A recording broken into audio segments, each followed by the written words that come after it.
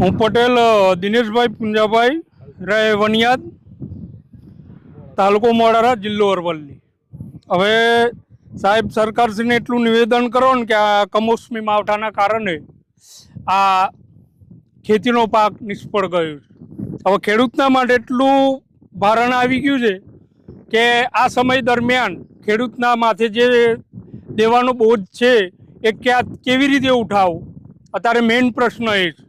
KCC લીધેલી હોય, ખેતી કરવા માટે જે લોન પ્રાઇવેટ લોનો લીધી હોય તેના પૈસા કેવી રીતે પૂરા કરવા, તો મેઇન પ્રશ્ન આ છે। આજે તમે જોઈ શકો છો કે આ પૂરા ખેતરની અંદર ટોટલી આ મગફળી છે એની અંદર પણ જે ગોળા હોય છે સિંગદાના એ પણ નિષ્ફળ થઈ ગયા, તમે જોઈ શકો છો કે આનું આ માર્કેટની અંદર પણ નથી ચાલે એવું।